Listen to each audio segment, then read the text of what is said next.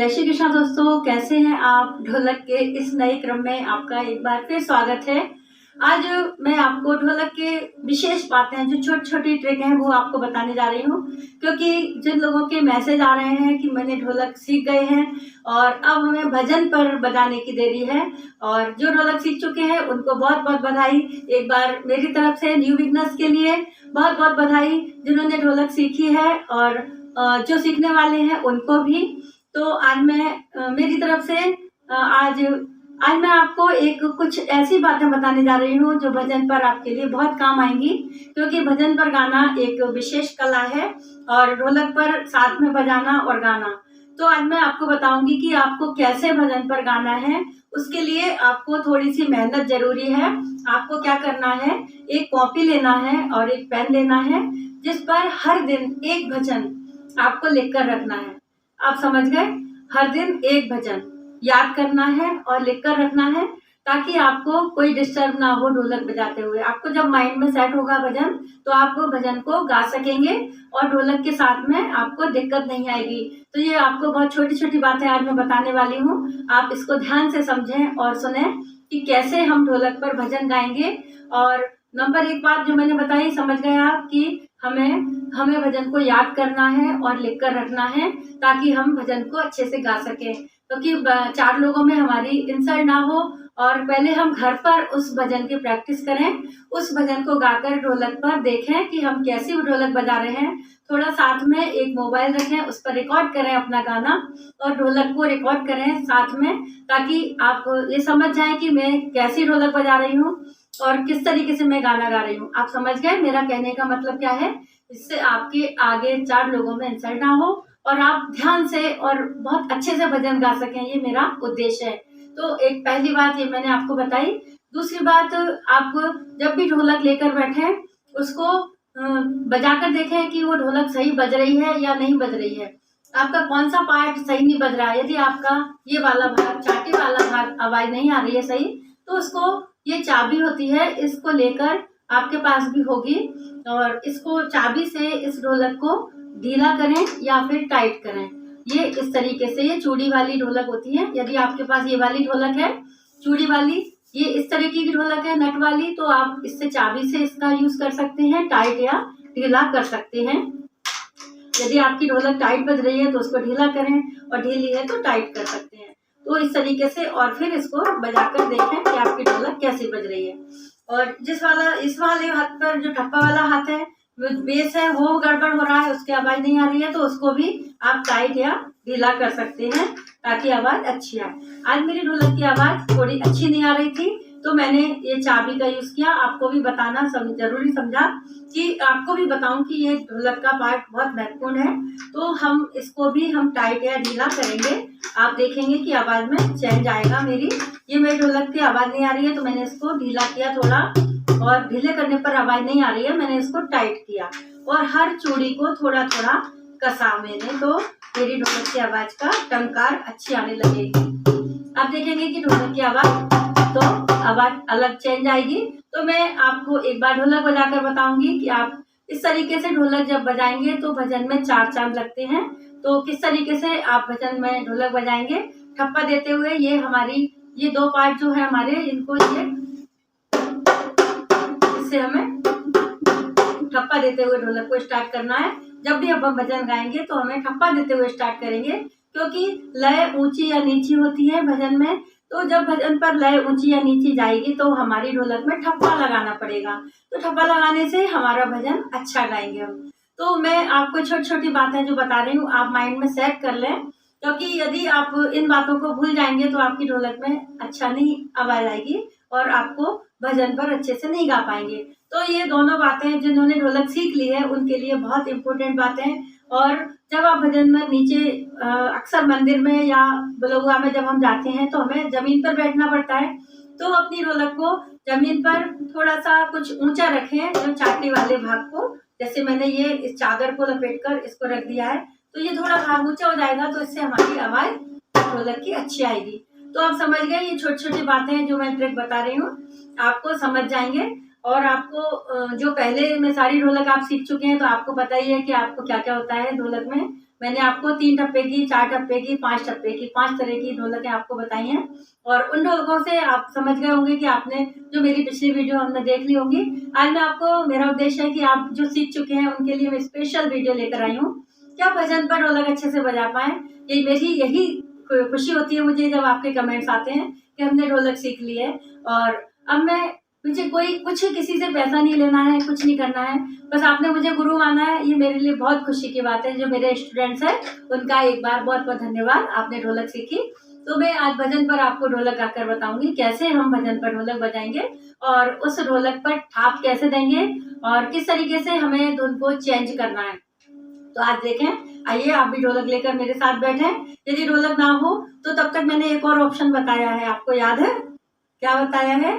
मैंने एक ऑप्शन बताया था कि जब तक आपके पास अगर ढोलक नहीं है तो प्रैक्टिस के लिए एक बड़ा डिब्बा लें स्टील का, उसके जो ढक्कन वाला पार्ट है उस पर हम बेस बजाएंगे और दूसरे भाग पर हम चाटी बजाएंगे। तो इससे आप ढोलक बजाना सीख जाएंगे। तो आपको मैंने बहुत सिंपल भाषा में आज कुछ थोड़ी थोड़ी बातें बताई हैं। तो अब मैं एक भजन पर कैसे हम ढोलक बजाएंगे इसका मैं आपको बताऊंगी। तो इस कैसे हम बजाएंगे, जपते चलो श्री राम जी की माला, जपते चलो। एक बहुत प्यारा राम जी का भजन है। तो हम कैसे बजाएंगे इस पर, हम ठप्पा देते हुए कैसे स्टार्ट करेंगे, ये हमारे ये कर्व है, ये वाला हाथ, इसको हम इस तरीके से मारेंगे। जपते चलो, साथ साथ मेरी ढोलक बजाएं, आप भी सीखेंगे। जपते चलो श्री राम जी की माला, जपते चलो। उसके बाद हमें 1 2 3 की स्टार्टिंग करनी है। पहले हमें ठप्पा देते हुए स्टार्ट करना है। कैसे? जपते चलो, मेरे साथ बजाएंगे ना, आप भी सीख जाएंगे। जपते चलो श्री राम जी की माला, जपते चलो, जपते चलो श्री राम जी की माला, जपते चलो। कैसे इस पर ढोलक बजाएंगे? फिल्मी तर्ज पर एक भोलेनाथ का भजन, डमरू वाला मेरा दिल ले गया। दोनों हाथों को ठप्पा मारते हुए स्टार्ट करेंगे। कैसे हम इसको बजाएंगे? डमरू वाला मेरा दिल ले गया, डमरू बजा के मेरा जिया ले गया, डमरू बजा के मेरा जिया ले गया। तो कैसे हमने कैसे बजाया आप समझ रहे होंगे कि दोनों कुछ बातें जो अभी मैंने आपको बताई ढोलक पर भजन कैसे गाना है। इसी तरह से एक भजन आप लिखें और रोज याद करें। तब तक अगली वीडियो में मैं अब आपको बहुत सारे भजन गाकर बताऊंगी। तो पर अब मैं ढोलक के अब मैं जो न्यू बिगनर्स है उनके लिए ढोलक थोड़ा सा बताऊंगी कि कैसे, क्योंकि उन्हें लगेगा कि मैम ने आज कुछ बताया ही नहीं है कि कैसे ढोलक बजाना है। तो आज मैं बताऊंगी कि ये हमारे ढोलक के 2 पार्ट हैं। ये हमारा छोटा पार्ट, इसको हम चाटी बोलते हैं। इसको हम किस हाथ से बजाएंगे? जिस हाथ से हम खाना खाते हैं और घर के सारे काम करते हैं। समझ गए आप? बिल्कुल नॉर्मल भाषा में आपको बताने जा रही हूँ। और दूसरा भाग है जो हमारा ये बेस, इसको हम जो हाथ से हम कोई उल्टे सीधे काम करते हैं, मतलब मेन हाथ नहीं है हमारा, तो समझ गए आप कि उस पर हम बेस मारेंगे। और ये एक बात याद रखें कि इसको ऐसे रख के बजाना है। ये यदि हमारे ऐसे फैलाकर बजाएंगे तो आवाज नहीं आएगी। तो ये न्यू बिगनर्स के लिए स्पेशल मैं आपको बता रही हूँ। तो हमें क्या करना है, फर्स्ट स्टेप में जो मैंने अभी पिछली ढोलकों में अभी बताया है उसमें हमें क्या करना है, 1 2 3 1 2 3 1 2 3 1 2 3 3 की काउंटिंग में पहले ढोलक फर्स्ट स्टेप है हमारी। और हम इसको कैसे बजाएंगे आप समझ लें। और ये उंगलियां हमारी जो वी शेप में हम बनाएंगे और 3 उंगलियों को एक साथ 1 2 3 1 2 3 1 2 3 1 2 3 1 2 3। आज मैं आपको 3 ठप्पे की, 4 ठप्पे की और 5 ठप्पे की तीनों ढोलक एक साथ बताऊंगी। तो कैसे बजाएंगे हम? पहले 3 वाला कैसे बजाना है, 1 2 3 1 2 3 1 2 3। 3 का काउंटिंग आप माइंड में सेट करें, क्योंकि ये हमारी, मैंने सभी वीडियो में बताया है कि ये हमारा मेन पार्ट है। 3 जो ठप्पा हमारा होता है, कैसे बजाएंगे हम, 1 2 3। इसको हम थोड़ा लेट बजाएंगे, 1 2 3, तभी हमारी काउंटिंग आएगी। और 4 ठप्पे पे हम क्या करेंगे, 1 2 3 4 1 2 3 4 समझ गया आप? दो 3 टप्पे खुले बेस पर। ये 2 बेस होते हैं ढोलक के, आपको बताऊं, और ये बंद बेस और ये खुला बेस। तो हम 3 टप्पे खुले बेस पर और 1 टप्पा बंद बेस पर। इसकी आवाज ऐसे आएगी 1 2 3 4। ये हमारी 4 टप्पे की ढोलक। पिछली वीडियो में आप देखेंगे, मेरे चैनल पर जाकर आपको सब मिल जाएगा। तो 5 टप्पे की मैंने कैसे बताई थी ढोलक, 1 2 3 4 5। 3 का टप्पा आप समझ लें कैसे बज रहा है, 1 2 3 4 5, 1 2 3 4 5। समझ गए कैसे बताया मैंने, 1 2 3 4 5, 1 2 3 4 5। तो ये 5 टप्पे की ढोलक है। तो किस तरीके से हम बजाएंगे आपको एक बार बताऊं कि क्या करेंगे हम। पहले यहाँ पर आपको बताती हूँ कैसे मैंने बताया था पिछली वीडियो में। 1 2 3 1 2 3 1 2 3 1 2 3। ये हमारी एक बार ठप्पा को पहले ठप्पा बजाएंगे, फिर उंगलियां बजाएंगे। तो हम जब न्यू बिगनर्स हैं वो बिल्कुल स्टार्टिंग से उंगलियां चलाना सीख जाएंगे। कैसे बजाएंगे, 1 2 3 1 2 3 1 2 3 1 2 3। ढोलक की सेकंड स्टेप में मैंने बताया कि एक बार ठप्पे के साथ उंगलियां बजाएंगे और एक बार बिना ठप्पे के। कैसे, 1 2 3 1 2 3 1 2 3 1 2 3 1 2 3 1 2 3। मेरी ढोलक बहुत सिंपल है, बस बशर्ते आप यदि मुझे गुरु मानते हैं तो मुझे ही फॉलो करें, और यदि किसी और को मानते हैं तो उन्हें फॉलो करें, तभी आप ढोलक सीख पाएंगे। आज मेरी, कल किसी दूसरे की। ये ढोलक ना करें, ये गलती कभी ना करें। आप कभी भी ढोलक नहीं सीख पाएंगे, चाहे आपको जिंदगी निकल जाएगी। इसलिए किसी भी एक को गुरु मानकर ढोलक सीखें। समझ गए आप? अब हमें दोनों हाथों कैसे मैच करेंगे, 1 2 3 1 2 3 1 2 3 1 2 3 1 2 3 1 2 3 1 2 3 1 2 3। ये सेकंड स्टेप, और बहुत जल्दी जल्दी बताऊंगी क्योंकि इसमें मुझे टाइम नहीं है। अब तीसरा नंबर की ढोलक पर मैंने बताया आपको 4 टप्पे की ढोलक। सब ढोलक यहाँ पर बता रही हूँ आपको ताकि समझ आ जाए। जैसे 1 2 3 4 1 2 3 4 3 4, और उंगलियों को 1 2 3 4 5 6 1 2 3 4 5 6। 4 का टप्पा 4 5 6। 5 6 पर हमें केवल उंगलियां चलानी है। 1 2 3 4 5 6 1 2 3 4 5 6। 4 का टप्पा कहाँ पर आया, आगे। तो कैसे बजाएंगे, 1 2 3 4 5 6 1 2 3 4 5 6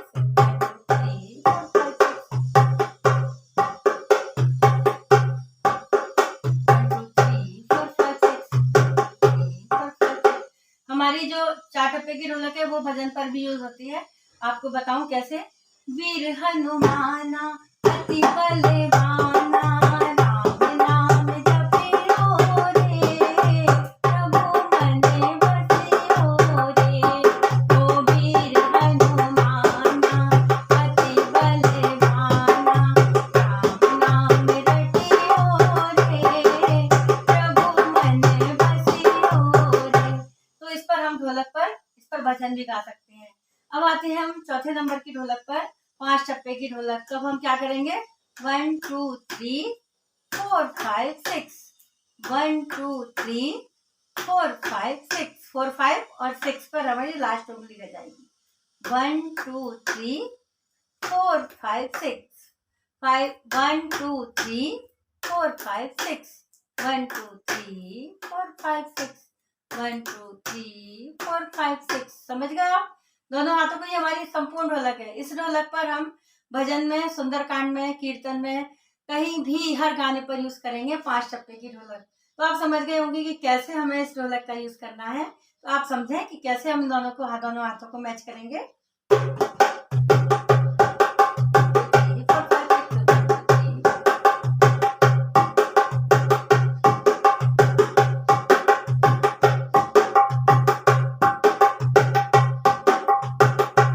माता रानी से मिलना बहुत जरूरी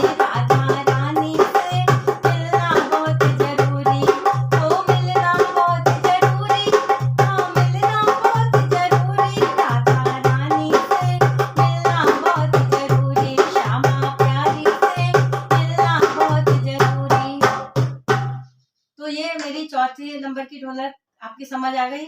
फिर उसके बाद मैंने बताया था, आपको रिवीजन करा रही हूँ, जो पुराने हैं और जो न्यू है वो समझ लें और पिछले वीडियो देखें, आपकी समझ आ जाएगा। और मैंने अब 5वें नंबर पर मैंने बताया था ठप्पा देते हुए भजन कैसे गाएंगे। तो 5वें ठप्पे पर ठप्पा कैसे बजाना है, हमें ये वाली उंगलियों को कर्व बनाना है, ये ऐसे, ये दोनों हाथों को साथ बजाना है।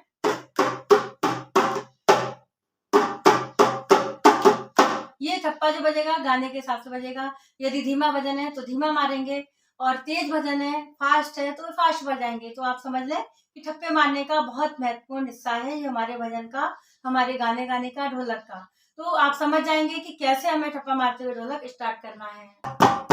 मेरे पड़ोस में सत्संग हो रहा, कैसे हम दोनों हाथों को कैसे बजाएंगे, मेरे ही पड़ोस में सत्संग हो रहा। मैं बिल्कुल धीमे धीमे आपको बता रही हूँ कैसे। मेरे ही पड़ोस में सत्संग हो रहा, मेरा नाम बेटा काम बोलो राधे श्याम, मेरा नाम बेटा काम बोलो राधे श्याम।